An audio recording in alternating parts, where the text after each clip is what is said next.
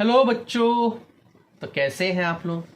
I hope तुम लोगों ने पुराने सारे वीडियोस देख लिए हैं, क्योंकि इससे पहले वाले हैलोजन डेरिवेटिव्स के जितने भी वीडियोस मैंने बनाए उनमें हमने हैलो अल्केन्स वाला पार्ट खत्म किया। उनकी प्रिपरेशन, उनकी properties, optical activity, SN1 SN2 reaction, classification, ये सभी चीजें हमने हैलो अल्केन्स के पहले वीडियोस में देखी। आज का जो वीडियो रहने वाला है it's completely going to be based on halo arenes or aryl halides. अब हैलो अरीन्स क्या होते हैं? ऐसे कंपाउंड्स जहां पर हैलोजन जो होता है वो डायरेक्टली एरोमेटिक कंपाउंड से जब कनेक्टेड होता है तब उसको हम बोलते हैं halo arene. And the aromatic compounds we are going to deal with in our portion is benzene ring. तो हमारे हिसाब से, अब अपनी डेफिनेशन के हिसाब से, हैलो अरीन क्या होगा? वो कंपाउंड्स जहां पर हैलोजन जो है it's going to be directly connected to the benzene ring. जब halogen atom directly benzene ring से कनेक्टेड होगा तब हम लोग उसको क्या बोलेंगे? तब हम लोग उसको हैलो अरीन बोलेंगे। क्या बोलेंगे? Haloarene. देख लो definition. The compound in which halogen atom is directly attached to sp2 hybridized carbon of benzene ring. So क्या कहा गया है? जब हमारे पास कोई ऐसा कंपाउंड हो जहां पर जो हैलोजन है वो बेंजीन रिंग से डायरेक्टली कनेक्टेड हो। अब बेंजीन रिंग का carbon is sp2 hybridized, we know it.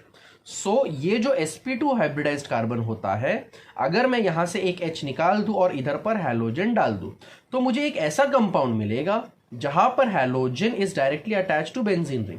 बस इस टाइप के जो कंपाउंड्स मिलते हैं जहां पर halogen atom is directly connected to sp2 hybridized carbon of benzene ring, उनको हम लोग बोलते हैं halo arenes or aryl halides. चलते हैं अब इसकी प्रिपरेशन की तरफ। देखो, अगर हम लोग इलेक्ट्रोफिलिक सब्स्टिट्यूशन रिएक्शंस करें, व्हाट आर इलेक्ट्रोफिलिक सब्स्टिट्यूशन? मतलब कोई एक इलेक्ट्रोफाइल क्या होता है? या तो पॉजिटिवली चार्ज्ड कोई स्पीशी हो, या तो इलेक्ट्रॉन डेफिशिएंट कोई स्पीशी जो है वो जाकर अटैक करे। जब कोई पॉजिटिवली चार्ज या इलेक्ट्रॉन डेफिशिएंट स्पीशी जाकर अटैक करे तब हम लोग बोलते हैं कि इलेक्ट्रोफिलिक सब्स्टिट्यूशन होने वाला है। एक इलेक्ट्रोफाइल निकलेगा, दूसरा इलेक्ट्रोफाइल आकर अटैच करेगा। ओके, अटैच हो जाएगा। ओके, सो अगर हम लोग इलेक्ट्रोफिलिक सब्स्टिट्यूशन रिएक्शन की बात करें तो पहला रिएक्शन, जब हम लोग बेंजीन रिंग का रिएक्शन कराते हैं किसी हैलोजन के साथ इन प्रेजेंस ऑफ FeCl3, तो हम लोगों को मिलता है हैलो अरीन, और ये HX जो है वो सेपरेट हो जाता है। HX क्या होता है? सेपरेट हो जाता है।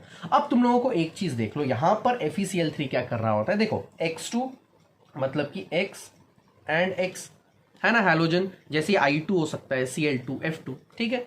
अब F2 फ्लोरिनेशन मत कराना, एग्जाम्पल के लिए बोला मैंने, ठीक है। अब जब जैसे क्लोरिनेशन और ब्रोमिनेशन ही मानो, दो Cl2 एंड Br2, जब ये FeCl3 के साथ रिएक्ट करता है, Fe अगर ध्यान से देखोगे Cl, ये इलेक्ट्रॉन डेफिशिएंट है, इसको इलेक्ट्रॉन्स की जरूरत है। सही बात है ना, इसको इलेक्ट्रॉन्स की जरूरत है। तो ये क्या करता है? ये जो हैलोजन है उनमें से एक हैलोजन को अपनी तरफ अट्रैक्ट करता है। लेट से यहां पर slight negative, slight positive charge अगर जनरेट हो तो ये इस इलेक्ट्रॉन रिच वाले हैलोजन को अपनी तरफ अट्रैक्ट करता है। हमें मिलता है X प्लस एंड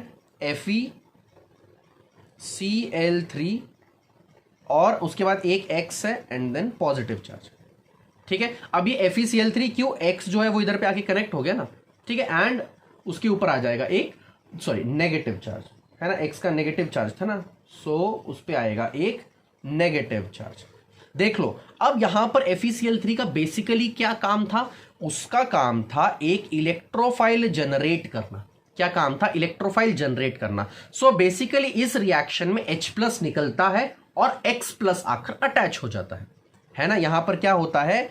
H+ जो है वो निकल जाएगा, इसीलिए सब्ट्रैक्ट, और X+ आकर अटैच हो जाएगा, इसीलिए अपने को क्या मिला? हैलो अरीन।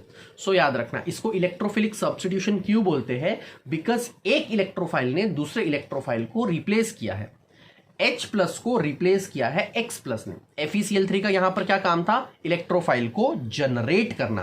क्या काम था उसका? इलेक्ट्रोफाइल को जनरेट करना। और एक रिएक्शन देखो, इसका जब आयोडिनेशन करवाते हैं, जब हम लोग, चलो लेट से मैं टोलिन का रिएक्शन करवा रहा हूं CH3, ठीक है। अब जब अगर मैं आयोडिनेशन डायरेक्टली करवाऊं तो ये जो रिएक्शन होता है, ये reaction is a reversible reaction. क्यों रिवर्सिबल रिएक्शन? देखो दो चीजें यहां पर याद रखो कि CH3 जो होता है इट्स ऑर्थो एंड पैरा डायरेक्टिक, मतलब एक आयोडीन ऑर्थो पे आएगा और एक आयोडीन आएगा अपने पैरा पोजीशन के ऊपर, और अपना HI सेपरेट हो जाता है। अब याद होगा हमने आयोडिनेशन पहले भी देखा है, HI जो है it's an excellent reducing agent, तो ये रिएक्शन को वापस पीछे के डायरेक्शन में लेके जाता है। If you want the reaction should proceed only in forward direction, तो हम क्या करेंगे, हम लोग HGO, HIO या HNO3 को यूज करेंगे, है ना। HGO, HIO3 या HNO3 को यूज करेंगे, वो HI के साथ रिएक्ट करता है और उसको कन्वर्ट कर देता है किसी और बाय प्रोडक्ट के अंदर।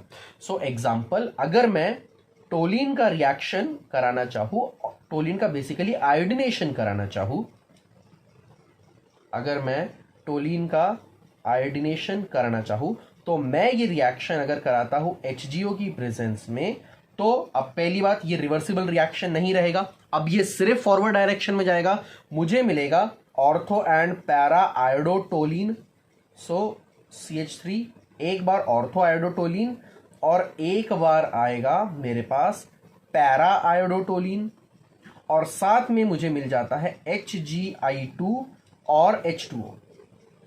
अब देखो जो HI पहले फॉर्म हो रहा था वो कन्वर्ट हो गया HgI2 में, मतलब there is no more any reducing agent to take this reaction in backward direction. अब ऐसा कोई भी कंपाउंड या प्रोडक्ट नहीं बचा है हमारे पास जो इस रिएक्शन को पीछे की तरफ लेके जाएगा, so this reaction is no more reversible. इसीलिए हम लोग क्या करते हैं, HGO या फिर HiO3 या फिर HNO3 के साथ ये रिएक्शन करवाते हैं in order to make sure that reaction proceeds only in forward direction. So क्या देखो, अगर हम लोग कभी हैलोजनेशन करवाए तो FeCl3 की प्रेजेंस में करवाते हैं। FeCl3 जो होता है उसका काम होता है एक इलेक्ट्रोफाइल को जनरेट करना। ऑन द अदर हैंड अगर हम लोग आयोडिनेशन करवाए तो रिएक्शन रिवर्सिबल होता है। In order to keep the reaction in forward direction या in order to push the reaction in forward direction, हम लोग रिएक्शन को करवाते हैं HGO, HiO3 या HiO3 की प्रेजेंस में, किसमें, HGO, HiO3 या HNO3 की प्रेजेंस में। और उसका काम क्या होता है, वो HI को कन्वर्ट कर देगा किसी बाय प्रोडक्ट के अंदर, ताकि वो रिएक्शन बैकवर्ड डायरेक्शन में प्रोसीड ना हो, सिर्फ फॉरवर्ड डायरेक्शन में प्रोसीड हो। Okay, moving on to the next method of preparation, Sandmeyer reaction. Sandmeyer reaction के अंदर हम लोग जो है यूज करते हैं डायाजोनियम सॉल्ट को। किसको यूज करते हैं, डायाजोनियम सॉल्ट को। अब डायाजोनियम सॉल्ट जो होता है उसको प्रिपेयर कैसे किया जाता है वो देख लो। डायाजोनियम सॉल्ट इज बेसिकली N2Cl, ठीक है। अब डायाजोनियम सॉल्ट को अगर हम प्रिपेयर करना चाहते हैं तो हम लोग यूज करते हैं एनिलीन, क्या यूज करते हैं, एनिलीन, और उसका रिएक्शन कराते हैं NaNO2 के साथ and HCl 0 to 5 degree celsius के अंदर, या 273 टू 278 केल्विन के टेम्परेचर के ऊपर। सो हमें मिलता है एक ऐसा कंपाउंड N2Cl विच इज अपना डायाजोनियम सॉल्ट। अब इस पर्टिकुलर डायाजोनियम सॉल्ट का नाम है बेंजीन डायाजोनियम क्लोराइड। इस पर्टिकुलर डायाजोनियम सॉल्ट का नाम है बेंजीन डायाजोनियम क्लोराइड। ओके, अब सैंडमेयर रिएक्शन में क्या होता है, ये जो डायाजोनियम सॉल्ट हमने फॉर्म किया है इसका रिएक्शन मैं करवाऊंगा Cu2Cl2 के साथ। किसके साथ, Cu2Cl2 के साथ। हमें मिलेगा इधर पर बेंजीन रिंग के ऊपर क्लोरीन आकर अटैच हो जाता है, साथ में हमें मिलता है N2 मतलब नाइट्रोजन सेपरेट हो जाता है, और उसके साथ Cu2Cl2 वापस एज इट इज मिल जाता है। ठीक है, देखो मतलब जितना यूज किया उतना वापस मिल गया। देखो और अगर इसी का रिएक्शन मैं कराऊं, इसी डायजोनियम सॉल्ट का रिएक्शन मैं कराऊं किसी और कंपाउंड के साथ, ठीक है, जस्ट अ सेकेंड, एक स्लाइड ऐड करते हैं। चलो इसी डायजोनियम सॉल्ट क्या था, बेंजीन डायजोनियम क्लोराइड N2Cl का रिएक्शन अगर मैं करवाऊं Cu2Br2 के साथ, ठीक है, तो मेरे पास बेंजीन रिंग के ऊपर आकर अटैच हो जाता है ब्रोमीन, उसके साथ N2 अलग निकल जाता है, क्या क्या बचा है, कॉपर। पहले वाले में Cu2Cl2 फॉर्म हुआ था, बट अब ये वाला एक क्लोरीन और ये वाला एक ब्रोमीन बचा हुआ है, Cu2Br2 बचेगा अपने, सॉरी Cu2Br एंड Cl अपने पास बचेगा। बेसिकली याद क्या रखना है, जिस हैलोजन को तुम लोग अटैच करवाओगे ये कौन सा हैलोजन है, डायजोनियम सॉल्ट वाला हैलोजन नहीं है, ये इस कॉपर के साथ कौन सा हैलोजन अटैच्ड है, Cu2Cl2 या Cu2X2 के साथ कौन सा हैलोजन है, वो जाकर हम बेंजीन रिंग पे अटैच कराते हैं। अगर यहां ब्रोमीन है तो इधर पे ब्रोमीन जाएगा, अगर इधर आयोडीन है जैसे पहले वाले के अंदर, सॉरी पहले वाले में क्या था, क्लोरीन था, तो इधर पर क्लोरीन जाएगा। तो सैंडमेयर रिएक्शन में हम लोग डायजोनियम सॉल्ट का रिएक्शन कराते हैं Cu2Cl2 के साथ या फिर Cu2Br2 के साथ।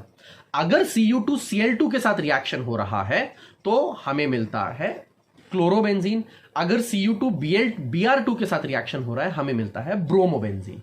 ओके, चलो जस्ट अ सेकेंड, अगर हम लोग रिएक्शन करवाए Ki के साथ, so third reaction is action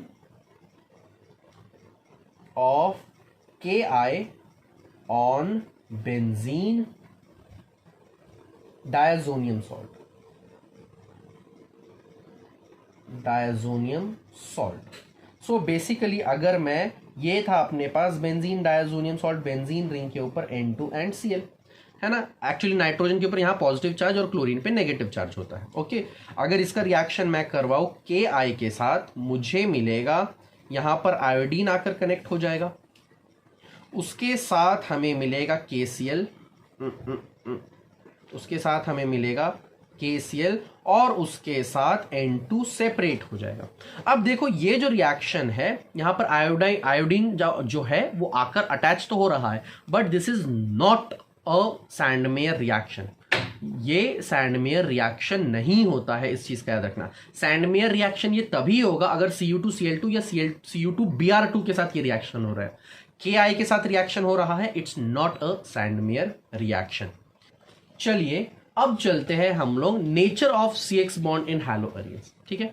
अब haloarenes are less reactive than alkyl halides, the low reactivity is due to, देखो एक बहुत कॉमन क्वेश्चन है जो बोर्ड्स में पूछा जाता है, इवन MCQs में सीधा पूछे जाने वाले सवाल है, जहां पर 4 ऑप्शन दे देते हैं, which of the following is the reason of low reactivity of haloarenes, which of the following is not the reason for low reactivity of haloarenes, ऐसे बहुत कॉमन क्वेश्चन है जो पूछे जाते हैं।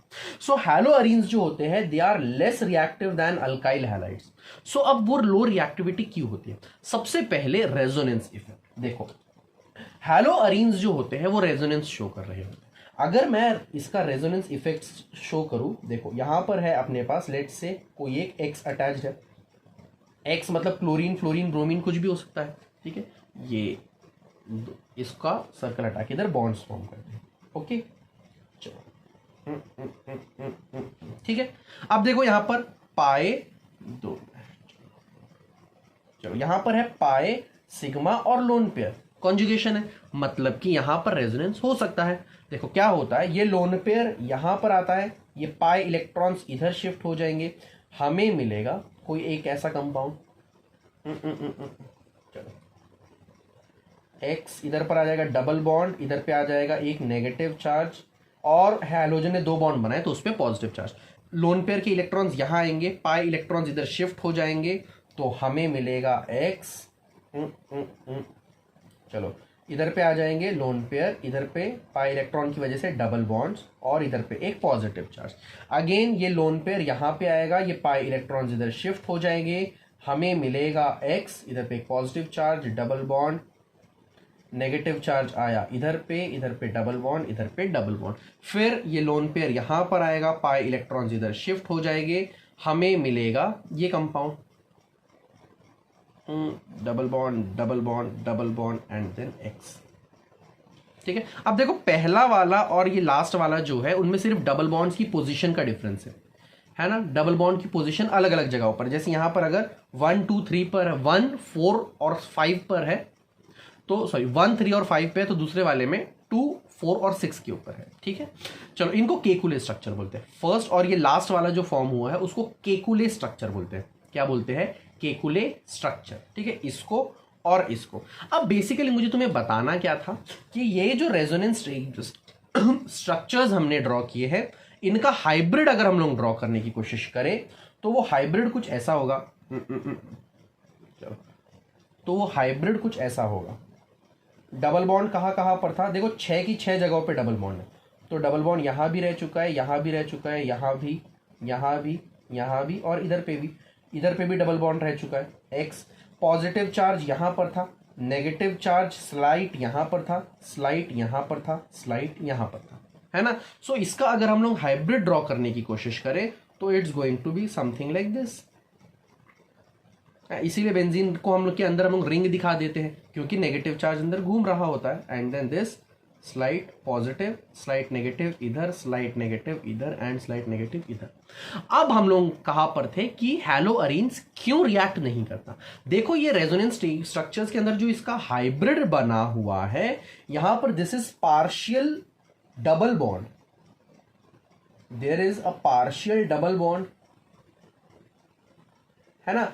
हैलो अल्केन्स के केस में there is single bond. Halo alkanes कौन से होते हैं? ये RX टाइप के compound, there is single bond, है ना। On the other hand halo arene में पार्शियल डबल बॉन्ड है because of resonance. Partial double bond है तो इसीलिए difficult to break, that's why it is difficult to break. और अगर ये बॉन्ड टूटेगा ही नहीं तो वो रिएक्ट नहीं करेगा ना, हेंस लेस रिएक्टर। ये हुआ पहला रीजन। कौन सा? रेजोनेंस। रेजोनेंस स्ट्रक्चर शो करता है, इसीलिए इसके हाइब्रिड में पार्शियल डबल बॉन्ड होता है। Partial double bond is difficult to break compared to the single bond of alkyl halides. That's why haloarenes show less reactivity than alkyl halides, sorry haloalkanes. Okay, ये हुआ पहला reason. अगला देखो resonance effect हो गया, चलिए तो रेजोनेंस इफेक्ट देख ले। चलो, different hybrid states of carbon atom. Carbon atom की अलग अलग हाइब्रिड स्टेट्स देखो। अगर हम लोग अल्काइल हैलाइड की बात करें, चलो RX, this is sp3 hybridized and this, चलो हाइब्रिडाइज्ड कार्बन। और अगर हम लोग अराइल हैलाइड की बात करें X, या ये जो हैलोजन होता है ये sp हाइब्रिडाइज्ड कार्बन से कनेक्टेड होता है। sp hybridized carbon sorry sp2 hybridized carbon. So sp2 hybridized carbon जो होता है इट इज मोर इलेक्ट्रोनेगेटिव, है ना। It is more electronegative. क्यों ज्यादा इलेक्ट्रोनेगेटिव है? बिकॉज इसका s कैरेक्टर ज्यादा है। यहां पर 33% s कैरेक्टर है, यहां पर 25% s कैरेक्टर है ना। सो ये ज्यादा haloarenes have a more electronegative carbon. More electronegative carbon है, इसीलिए ये जो बॉन्ड को ज्यादा टाइटली होल्ड करता है। So it holds the bond, it holds the bond strongly। ये strongly बॉन्ड को होल्ड करता है। अगेन अ रीजन कि ये बॉन्ड टूटता नहीं है। क्यों? मोर electronegative carbon holds the bond pair of electron very tightly, है ना, और उसकी वजह से ये ब्रेक नहीं होता है। अगला रीजन, चलो, इनस्टेबिलिटी ऑफ फिनाइल कैटायन। देखो अगर ये हैलोजन निकला, लेट्स से कि हमारे पास ये अल्काइल हैलोअरीन था, इसके अंदर से अगर एक हैलोजन निकल जाता है तो हमें क्या मिलेगा? चलो ऐसे दिखाते हैं कि अगर इसका कैटायन फॉर्म हुआ और इसका एनायन फॉर्म हुआ, है ना। देखो ये तो फिर भी स्टेबल है, हैलोजन के ऊपर नेगेटिव चार्ज हो सकते हैं, बट बेंजीन रिंग जो था वो एरोमेटिक हुआ करता था, है ना। Now aromaticity is disturbed, aromaticity is disturbed. और क्यों डिस्टर्ब्ड हुई है एरोमेटिसिटी? बिकॉज कार्बोकैटायन फॉर्म हो गया। अब ये कैटायन जो है it is no more aromatic, पहले एरोमेटिक हुआ करता था, इसका मतलब इट्स अनस्टेबल, इट्स अनस्टेबल। कोई चीज बहुत स्टेबल है, aromatic compounds are most stable compounds of organic chemistry. अब अगर उसको एक स्टेबल चीज को तुम अनस्टेबल बनाने की कोशिश कर रहे हो, वो करने देगा क्या? नहीं ना, वो रेजिस्ट करेगा, इसीलिए वो कैटायन को फॉर्म ही नहीं होने देता। It's unstable, hence does not let X minus to release, या फिर hence does not release X minus, इसीलिए वो रिलीज ही नहीं करता है अपने हैलोजन को। ठीक है, अगला पोलैरिटी ऑफ CX बॉन्ड। अब CX बॉन्ड मतलब कि हैलो अरीन की अगर बात करें, चलो सो यहां पर क्या है, this is sp3 hybridised carbon. यहां पर अगर अराइल हैलाइड की बात करें, मतलब ARX की, तो this is sp2 hybridized carbon. अब ये sp2 और X, देखो X तो दोनों के अंदर सेम है। दिस इज मोर इलेक्ट्रोनेगेटिव, अभी थोड़ी देर पहले देखा था। क्यों more electronegative? Because more S character. तो ये दोनों की इलेक्ट्रोनेगेटिविटी का जो डिफरेंस होता है वो कम होता है। इसका मतलब ये ज्यादा पोल, इसके ये कम पोलर होता है बेसिकली। सो अराइल हैलाइड्स जो होते हैं दे आर लेस पोलर, और इसीलिए hence have less tendency to release X minus. तो इसीलिए अब वो कम पोलर है तो बॉन्ड को जल्दी छोड़ेगा नहीं। पोलैरिटी जब ज्यादा होती है तो रिलीज करना आसान होता है, उस बॉन्ड को ब्रेक करना आसान होता है। कम पोलर है तो वो जल्दी रिलीज नहीं करेगा। Again one of the reason की हैलो अरीन्स जो होते हैं वो जल्दी रिएक्ट नहीं करते। कौन कौन से रीजन हमने देखे? एक तो पहला, वो रेजोनेंस स्टेबलाइज्ड होता है, उसकी वजह से उस पर पार्शियल डबल बॉन्ड होता है। Partial double bond is difficult to break, ये हुआ पहला रीजन। दूसरा hybridization of carbon carbon bond, CX bond, ये sp2 हाइब्रिडाइज्ड होता है। sp2 हाइब्रिडाइज्ड मतलब मोर इलेक्ट्रोनेगेटिव, इसीलिए वो अपने बॉन्ड को टाइटली होल्ड करके रखता है क्योंकि वो ज्यादा इलेक्ट्रोनेगेटिव है।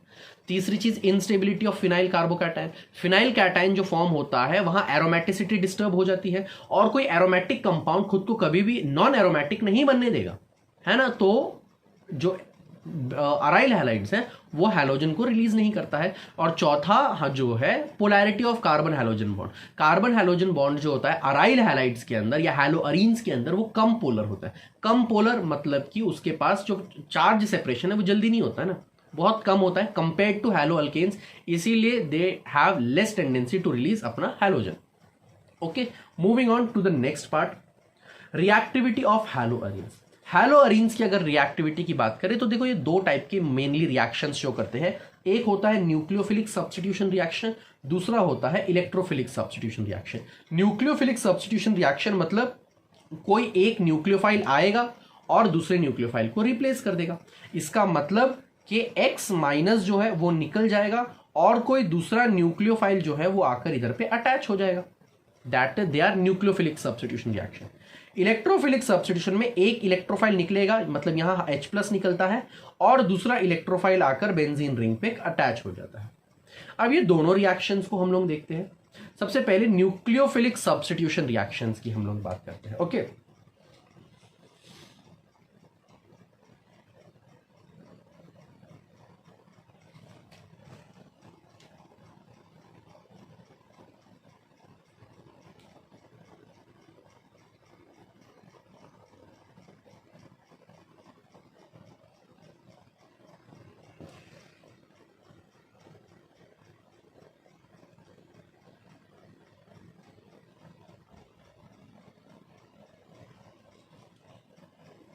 देखो जो न्यूक्लियोफिलिक सब्स्टिट्यूशन होते हैं, अगर देखो जितने भी इलेक्ट्रॉन डोनेटिंग ग्रुप्स होते हैं जैसे कि CH3, C2H5 etcetera, it decreases the reactivity of hello arenes. मतलब जितने इलेक्ट्रॉन डोनेटिंग ग्रुप्स होंगे वो हैलो अरीन्स की रिएक्टिविटी को रिड्यूस करते हैं टुवर्ड्स न्यूक्लियोफिलिक सब्स्टिट्यूशन रिएक्शन। अब क्यों होता है देख लो, ये अपने पास बेंजीन रिंग, ठीक है। लेट से यहां पर कोई एक कंपाउंड है, यहां पर एक इलेक्ट्रॉन डोनेटिंग ग्रुप है, इधर पर एक इलेक्ट्रॉन डोनेटिंग ग्रुप है, यहां पर भी एक इलेक्ट्रॉन डोनेटिंग ग्रुप है और इधर पर कोई एक हैलोजन अटैच है। ठीक है, देखो ये इलेक्ट्रॉन डोनेटिंग ग्रुप मतलब ये इधर पे इलेक्ट्रॉन की डेंसिटी को बढ़ा रहे हैं। क्या electron donating groups increases electron density of benzene ring, है ना, वो इलेक्ट्रॉन्स दे रहे हैं ना, उसको इलेक्ट्रॉन्स डोनेट कर रहे हैं। अगर इलेक्ट्रॉन दे रहे हैं मतलब कि यहां पर अब इलेक्ट्रॉन की डेंसिटी बढ़ जाएगी। अगर इलेक्ट्रॉन की डेंसिटी बढ़ रही है और कोई न्यूक्लियोफाइल नेगेटिव चार्ज है ना, या फिर इलेक्ट्रॉन रिच मतलब कोई नेगेटिवली चार्ज चीज यहां पर आएगी तो वो रिपल्शन फेस करना पड़ेगा ना उसको। सो इंक्रीज्ड इलेक्ट्रॉन डेंसिटी क्या करती है, इलेक्ट्रॉन डेंसिटी रिपेल्स न्यूक्लियोफाइल, क्यों, दोनों नेगेटिवली चार्ज है, इसीलिए इलेक्ट्रॉन डोनेटिंग ग्रुप जो होता है वो रिएक्टिविटी को डिक्रीज करता है। इलेक्ट्रॉन डोनेटिंग ग्रुप क्या करता है, रिएक्टिविटी को डिक्रीज करता है। On the other hand electron withdrawing groups जो होते हैं they increases reactivity of aryl halide for nucleophilic substitution. So electron withdrawing group क्या करेंगे, वो अगर इलेक्ट्रॉन विथड्रॉ कर रहे हैं, मान लो ये है अपने पास हैलोअरीन, यहां पर एक इलेक्ट्रॉन विथड्रॉइंग ग्रुप है, यहां पर एक इलेक्ट्रॉन विथड्रॉइंग ग्रुप है, यहां पर एक इलेक्ट्रॉन विथड्रॉइंग ग्रुप है। अब ये भी इलेक्ट्रॉन्स अपनी तरफ खींच रहा है, ये भी खींच रहा है और ये भी खींच रहा है, मतलब कि यहां पर अब इलेक्ट्रॉन डेंसिटी कम हो जाएगी। सो इलेक्ट्रॉन डेंसिटी डिक्रीजेस। अगर इलेक्ट्रॉन डेंसिटी डिक्रीज हो रही है मतलब कम नेगेटिवली चार्ज है ना, मतलब चार्ज ऑफ या फिर नेगेटिव चार्ज इज लेस, यहां पर अब नेगेटिव चार्ज कम हो चुका है क्योंकि इलेक्ट्रॉन डोनेटिंग ग्रुप्स ने, इलेक्ट्रॉन विथड्रॉइंग ग्रुप ने अपनी तरफ खींच लिया ना, नेगेटिव चार्ज डिक्रीजेस। तो अब अगर कोई नेगेटिवली चार्ज स्पीशी आएगी तो वो अटैक कर सकती है ना। So possibility of attack of nucleophile increases. So अब अगर कोई न्यूक्लियोफाइल आकर अटैक करेगा तो वो अटैच हो सकता है, क्यों, अब इलेक्ट्रॉन डेंसिटी कम है ना। सो इलेक्ट्रॉन विथड्रॉइंग ग्रुप जो होते हैं इट इंक्रीजेस रिएक्टिविटी, वो क्या करता है, रिएक्टिविटी को इंक्रीज कर देता है। ठीक है, सो बेसिकली अगर मान लो अपने पास ये कंपाउंड है Cl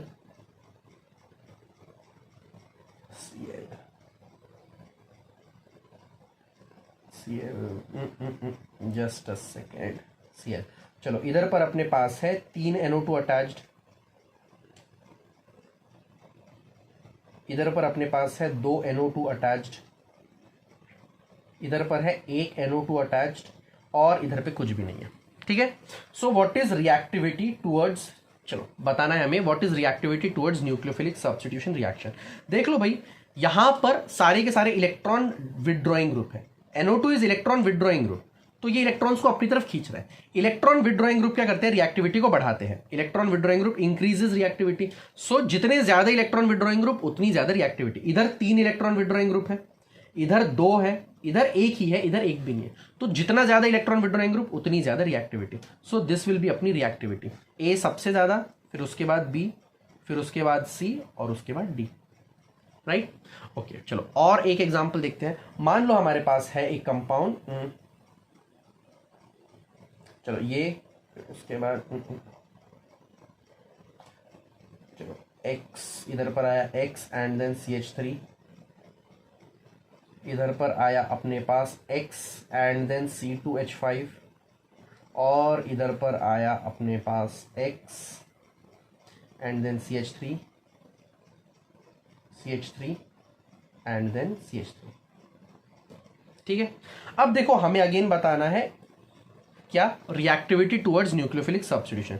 देखो पहले क्या देखा हमने, जितना ज्यादा हमारे पास होगा इलेक्ट्रॉन विथड्रॉइंग ग्रुप उतनी ज्यादा रिएक्टिविटी। ये इलेक्ट्रॉन डोनेटिंग ग्रुप्स है, CH3 इलेक्ट्रॉन डोनेट करता है, ये इलेक्ट्रॉन डोनेट करता है, ये इलेक्ट्रॉन यहां डोनेट हो रहा है। जितना ज्यादा इलेक्ट्रॉन डोनेटिंग ग्रुप उतनी कम होगी रिएक्टिविटी। सो सबसे ज्यादा 3 electron withdrawing groups, sorry electron donating groups है, इधर 2 कार्बन है मत और इधर एक ही है, तो मतलब फिर ये so this is going to be अपना order of electron donating groups, है ना। अब इलेक्ट्रॉन डोनेटिंग ग्रुप के लिए और एक ऑप्शन याद रखना, कभी भी गिवन हो तो सबसे ज्यादा अल्काइल हैलाइड की रिएक्टिविटी जो होगी वो सबसे ज्यादा, फिर उसके बाद आता है मेटा, फिर पैरा पोजीशन के ऊपर और उसके बाद आएगा फिर ऑर्थो पोजीशन के ऊपर।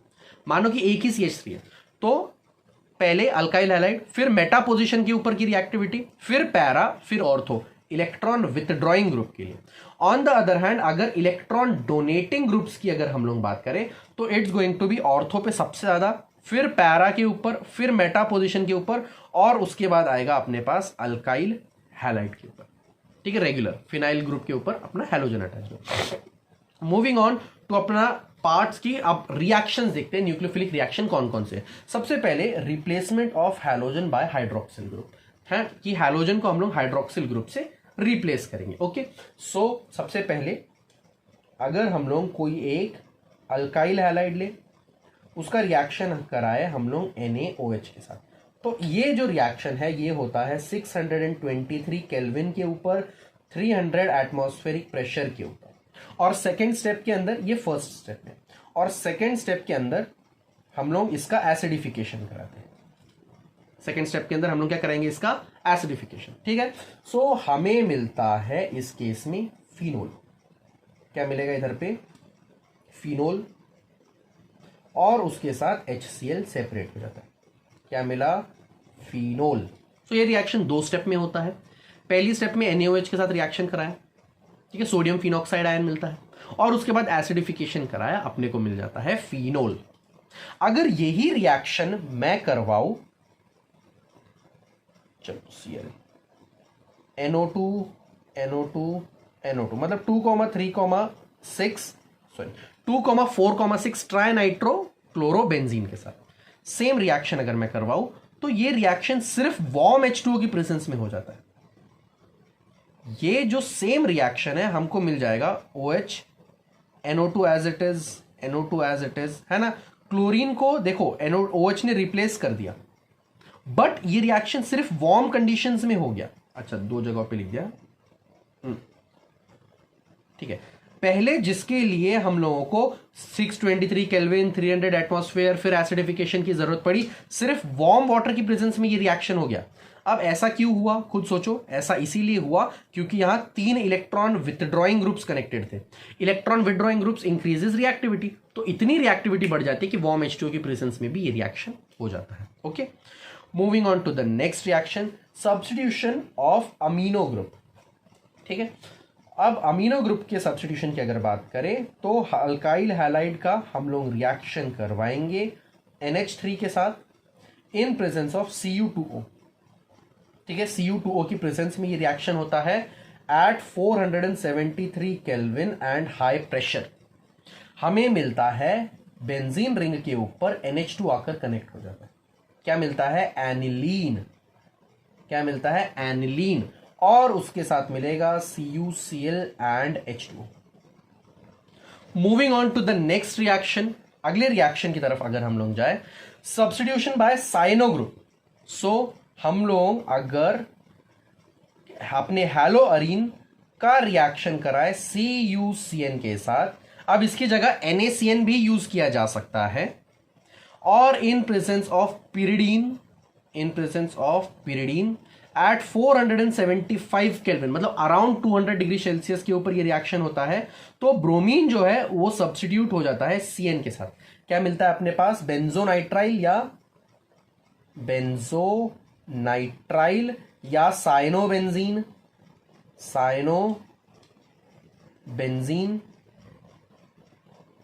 और उसके साथ CuBr अलग निकल जाता है, ठीक है। सो देखो हमने 3 रिएक्शंस देखे सब्स्टिट्यूशन के लिए। कौन सा, पहले वाले में फिनोल प्रिपेयर किया या पिक्रिक एसिड प्रिपेयर किया, देखो फिनोल या दिस इज अपना पिक्रिक एसिड।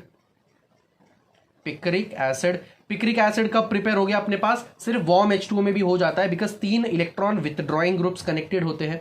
फिनोल अगर प्रिपेयर करना है डायरेक्टली हैलो अल्केन से NaOH के साथ, तो हमें हाई प्रेशर और की जरूरत पड़ती है, हाई टेम्परेचर की जरूरत पड़ती है और उसके बाद एसिडिफिकेशन की भी।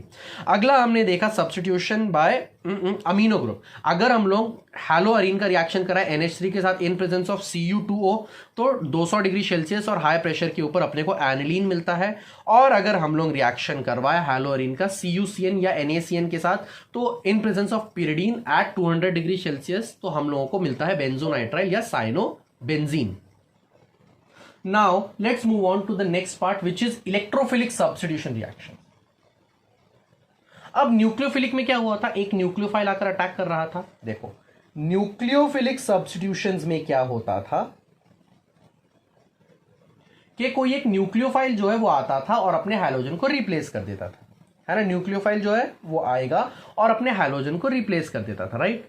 अब बेसिकली यहां पर अगर देखेंगे हम लोग, अब यहां पर इस न्यूक्लियोफिलिक सब्स्टिट्यूशंस के अंदर अगर इलेक्ट्रॉन विथड्रॉइंग ग्रुप्स का अटैच्ड हो तो वो रिएक्टिविटी को इंक्रीज करते हैं, राइट। और अगर इलेक्ट्रॉन डोनेटिंग ग्रुप्स अगर अटैच्ड हो तो इट डिक्रीजेस रिएक्टिविटी, है ना। अब इलेक्ट्रोफाइल क्या होता है, electrophiles are opposite of nucleophile, है ना। न्यूक्लियोफाइल में कोई नेगेटिव चार्ज समथिंग एंटिटी आके अटैक कर रही थी, अब कुछ पॉजिटिवली चार्ज एंटिटी अटैक कर रही है। इसका मतलब जो इलेक्ट्रॉन विथड्रॉइंग ग्रुप्स होंगे it will decrease electron density. Electron withdrawing group क्या करते हैं, decreases electron density, density of electron, चलो डिक्रीज इलेक्ट्रॉन डेंसिटी। अगर ये इलेक्ट्रॉन डेंसिटी को डिक्रीज कर रहे हैं मतलब कोई पॉजिटिव चार्ज आएगा, अब इलेक्ट्रॉन का चार्ज कम है तो वो अटैक करेगा क्या, नहीं, तो ये रिएक्टिविटी को रिड्यूस करते हैं, so decreases reactivity. On the other hand अगर कोई इलेक्ट्रॉन डोनेटिंग ग्रुप क्या करता है, इलेक्ट्रॉन डोनेटिंग ग्रुप जो है इट इंक्रीजेस इलेक्ट्रॉन डेंसिटी। अगर इलेक्ट्रॉन डेंसिटी बढ़ गई मतलब अब इलेक्ट्रॉन का चार्ज ज्यादा है, नेगेटिव चार्ज ज्यादा है, तो पॉजिटिव चार्ज जाकर ज्यादा अटैक करेगा ना, मतलब it increases reactivity, increases reactivity. देखो न्यूक्लियोफिलिक सब्स्टिट्यूशन के लिए जो देखा उसका उल्टा होती है रिएक्टिविटी फॉर इलेक्ट्रोफिलिक सब्स्टिट्यूशन, ठीक है। अब न्यूक्लियोफिलिक और इलेक्ट्रोफिलिक का क्या सीन है, देखो इलेक्ट्रोफिलिक सब्स्टिट्यूशन के लिए हमने थोड़ी देर पहले रेजोनेटिंग स्ट्रक्चर्स देखे थे हैलोजन डेरिवेटिव्स के, क्या था, चलो फिर से एक बार देख लेते हैं। ठीक है, देखो ये लोन पेयर यहां पर जाएगा तो ये पाई इलेक्ट्रॉन्स इधर पर आएंगे, हमको मिलेगा चलो दिस नेगेटिव चार्ज इधर पे आएगा, डबल बॉन्ड, हैलोजन जब भी डबल बॉन्ड फॉर्म करेगा तो पॉजिटिव चार्ज, ये लोन पेयर इधर पे आएगा, ये पाई इलेक्ट्रॉन्स इधर शिफ्ट हो जाएंगे, हम लोगों को मिलेगा चलो डबल बॉन्ड इधर पर आ जाएगा, लोन पेयर इधर एक डबल बॉन्ड एंड एक्स के ऊपर पॉजिटिव चार्ज, ये लोन पेयर अब यहां पर जाएगा, ये पाई इलेक्ट्रॉन्स इधर शिफ्ट होंगे, हमको मिलेगा ये वाला कंपाउंड चलो क्या इधर पे लोन पेयर पाई इलेक्ट्रॉन्स मतलब double bond and then X पे पॉजिटिव चार्ज। अब ये लोन पेयर इधर जाएगा, ये पाई इलेक्ट्रॉन्स इधर शिफ्ट हो जाएंगे तो एंड कंपाउंड अपने को ये मिलेगा, मतलब फर्स्ट वाले का Kekule structure and then X, ठीक है, विथ लोन पेयर्स। अब ध्यान से अगर तुम लोग देखो तो इलेक्ट्रॉन की जो नेगेटिव चार्ज कहां पर है, यहां पर है नेगेटिव चार्ज, यहां पर है नेगेटिव चार्ज और यहां पर है नेगेटिव चार्ज, मतलब ऑर्थो पोजीशन के ऊपर है नेगेटिव चार्ज, पैरा पोजीशन के ऊपर है और ऑर्थो पोजीशन के ऊपर है ना। सो बेसिकली जो हैलोजन होता है it increases electron density at ortho and para positions, ये ऑर्थो और पैरा पोजीशंस के ऊपर इलेक्ट्रॉन डेंसिटी बढ़ा देता है ना। इसीलिए अब कोई पॉजिटिव चार्ज आएगा तो कहां पर, जहां नेगेटिव चार्ज ज्यादा उधर जाके अटैक करेगा ना। सो नेगेटिव चार्ज इधर ज्यादा है, नेगेटिव चार्ज इधर ज्यादा है, नेगेटिव चार्ज इधर ज्यादा है, उधर पर जाकर अपना इलेक्ट्रोफाइल अटैक करता है। इसीलिए ये जो हैलोजन डेरिवेटिव्स होते हैं they are ortho and para derivatives, therefore aryl halides जो होते हैं they are ortho and para directing, para derivatives नहीं पैरा डायरेक्टिंग, ये ऑर्थो और पैरा डायरेक्टिंग, ठीक है, ऑर्थो और पैरा डायरेक्शन की तरफ डाइवर्ट कर देते हैं किसको, इलेक्ट्रोफाइल को, किसको डाइवर्ट करेंगे, इलेक्ट्रोफाइल को, ठीक है। चलो अब कुछ रिएक्शंस देखते हैं, इलेक्ट्रोफिलिक रिएक्शन। अगर हम लोग हैलोजन डेरिवेटिव या अल्काइल हैलाइड का रिएक्शन करवाए Cl2 के साथ in presence of anhydrous FeCl3।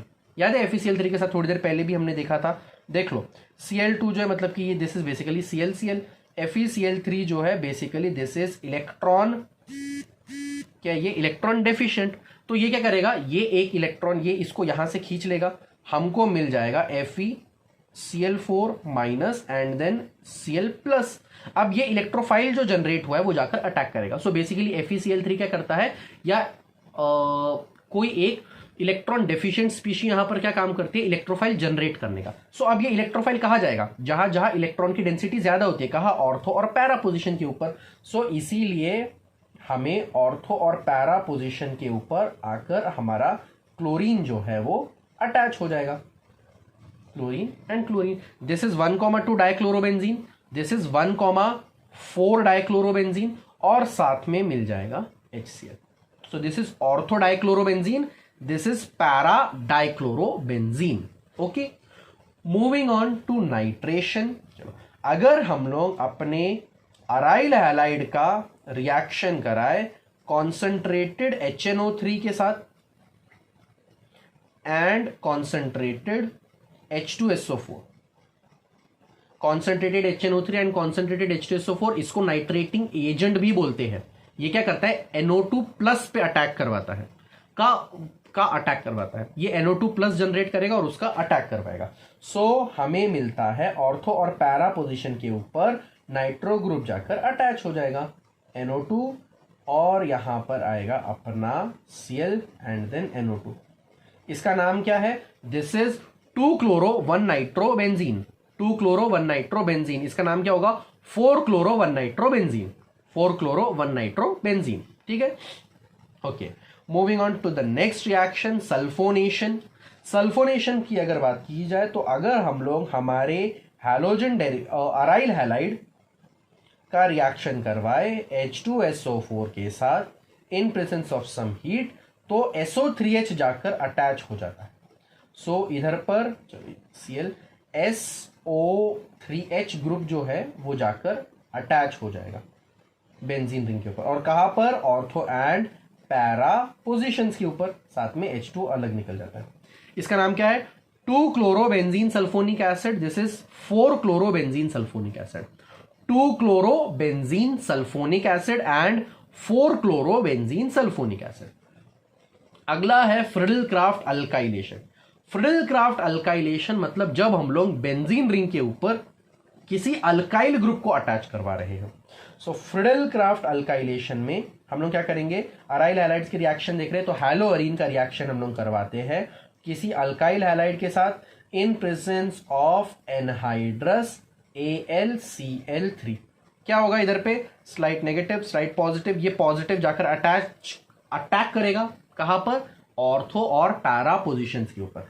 हमको मिलेगा, चलो ये अल्केन जो है या अल्काइल पार्ट जो है ऑर्थो के ऊपर और पैरा पोजीशन के ऊपर जाकर अटैक करेगा, साथ में निकल जाता है HX।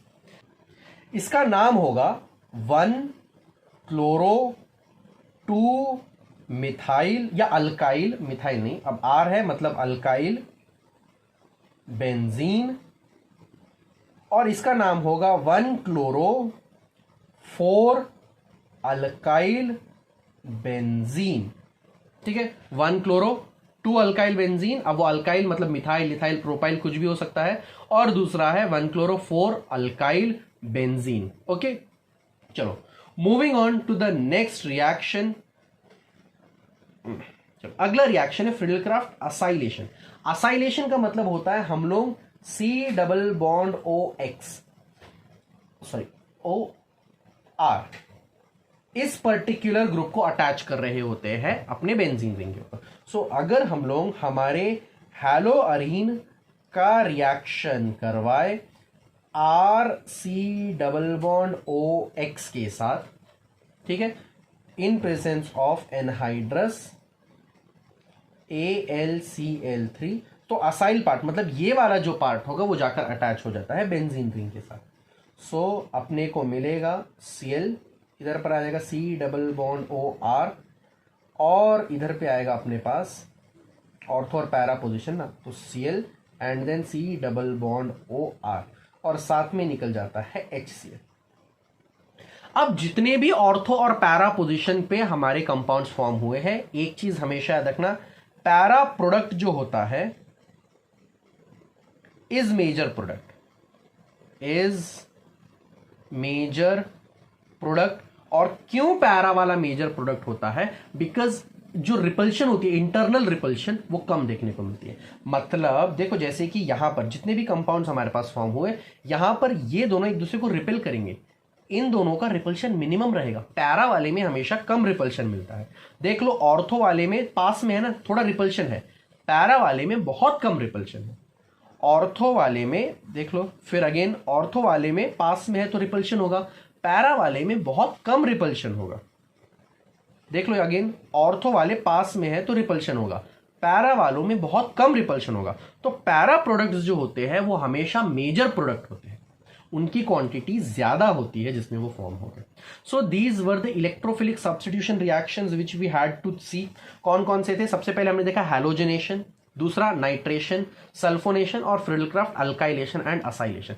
ये सब है हैलोजन अपने इलेक्ट्रोफिलिक सब्स्टिट्यूशन के पार्ट। ठीक है, अब इलेक्ट्रोफिलिक और न्यूक्लियोफिलिक का एक बेसिक डिफरेंस अगर तुम लोगों ने नोटिस किया होगा तो चलो, अगर न्यूक्लियोफिलिक सब्स्टिट्यूशंस जो होते हैं उनमें क्या था, अपना जो भी हैलोजन डेरिवेटिव होगा उसके अंदर अपना X निकल जाएगा और न्यूक्लियोफाइल आकर अटैच हो जाएगा। सो अपने पास क्या होता है, अपना हैलोजन निकल जाता है और उसकी जगह कोई न्यूक्लियोफाइल आकर अटैच हो जाएगा। ये किस में हुआ था? न्यूक्लियोफिलिक सब्स्टिट्यूशंस में। On the other hand electrophilic substitution में क्या हुआ, ऑर्थो और पैरा पोजीशन के ऊपर इलेक्ट्रोफाइल आकर कनेक्ट हो जाता है। क्या होता है इसमें, ये जो हमारा अल्काइल हैलाइड है इसके ऊपर जब इलेक्ट्रोफाइल अटैक करेगा, अराइल हैलाइड के ऊपर सॉरी, सो ये ऑर्थो और पैरा पोजीशन के ऊपर जाकर अटैच हो जाएगा। मतलब अपने जो हैलोजन वाला पार्ट होता है उसके ऊपर कोई फर्क नहीं पड़ता है, ये एज इट इज रहता है इलेक्ट्रोफाइल के अंदर। Halogen as it is electrophilic substitution में, यहां हैलोजन ही रिप्लेस हो गया न्यूक्लियोफिलिक के अंदर। ये छोटा सा डिफरेंस याद रखना। रिएक्शन देते हैं, पूछते हैं what kind of reaction is it. अगर हैलोजन ही रिप्लेस हो गया है तो nucleophilic substitution, halogen as it is है और ऑर्थो और पैरा पोजीशन के ऊपर अटैच हुआ है तो electrophilic substitution. Moving on to the next reaction which is reaction with metal. देखो, रिएक्शन विथ मेटल की बात करें तो दो रिएक्शंस है जिसको हमें ध्यान से देखना है, जिसमें से पहला है अपने पास Wurtz Fittig reaction. Wurtz Fittig reaction is very similar to Wurtz reaction जो पहले देखा था। अब लेकिन इसमें क्या होता है, एक अराइल हैलाइड यूज होता है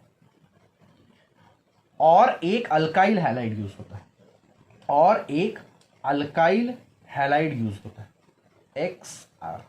अगेन इसका रिएक्शन किसके साथ होता है, 2 टाइम्स ऑफ Na के साथ। ये रिएक्शन होता है इन प्रेजेंस ऑफ ड्राई ईथर। क्या होगा हम लोगों को पता है, 2 टाइम्स ऑफ NaX अलग निकल जाएगा, है ना। ये जो है बेंजीन रिंग, इसके ऊपर सीधा एक अल्काइल ग्रुप आकर अटैच हो जाएगा। This is Wurtz Fittig reaction. हमें यहां पर क्या मिलता है, alkyl benzene. Alkyl benzene is the product, है ना, हमेशा। सो अगर वुड्स रिएक्शन में 2 अल्कीन्स होते हैं, अल्काइल हैलाइड्स होते हैं, अगर एक अराइल हैलाइड और एक अल्काइल हैलाइड हो, अगर एक अराइल हैलाइड और एक अल्काइल हैलाइड का रिएक्शन कराया जाए सोडियम की प्रेजेंस में, सॉरी सोडियम के साथ in presence of dry ether, तो हमें मिलता है वुड्स फिटिक रिएक्शन। और एक रिएक्शन होता है अपने पास फिटिक रिएक्शन।